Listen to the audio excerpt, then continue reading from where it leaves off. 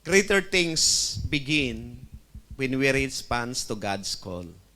Amen. Nagsisimula ang mas dakilang mga bagay kapag tayo po ay tumutugon sa tawag ng Diyos. Amen. Greater things begin when we respond to God's call. Amen. Kapag tayo ay nag-decides sa ating pagkatawag sa Diyos. In John 1:43 to 45, Jesus decided to leave the Galilee. Finding Philip, he said to him, "Follow me." So, anong response agad ni Philip? Sumunod agad siya sa Diyos. Hindi na siya nagdalawang isip. Follow me. Amen.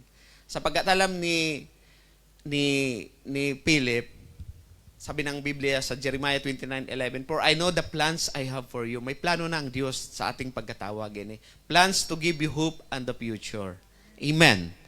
May plano ang Diyos, kaya tayo ay pinili, kaya tayo ay tinawag because He give our future. Amen. He give our hope.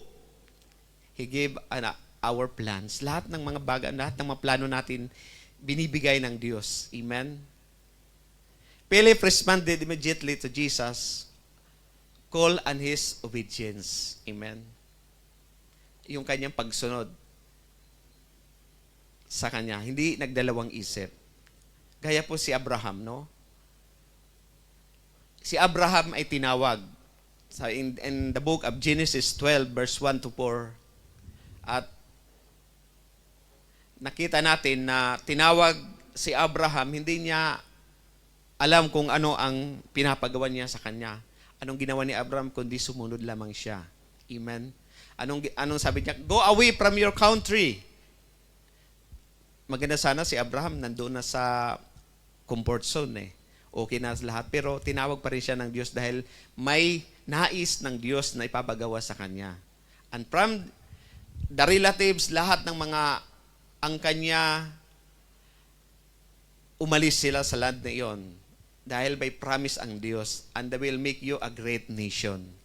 Amen? Ito na nga, nandito na nga, talagang ang great nation, itong nation nito, ito yung sinasabi ng Israel. Dito dinala si Abraham dahil may plano ang Diyos. Alam naman natin kapag ang Israel, talagang buong mundo nakatutok. Amen? "And I make your name great." Talagang napakaliit na bansang ito. Talagang great nation. You could imagine.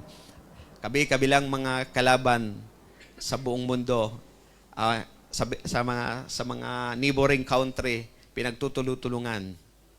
Kaya nga, ganun ang promise ng Lord sa lugaring ito. Amen? "I will make you a great nation." That is the promise to Abraham. Amen? Obedience often comes before full understanding, but it leads to God's blessing. Amen?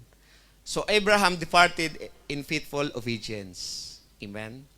As the Lord had directed to him. Amen? Talagang, bagamat may mga bagay na hindi pa clear yung pupuntahan niya, pero sumunod si Abraham. Mangyayari lamang ang dakilang bagay kung tayo ay magre-respond sa ating calling. Amen?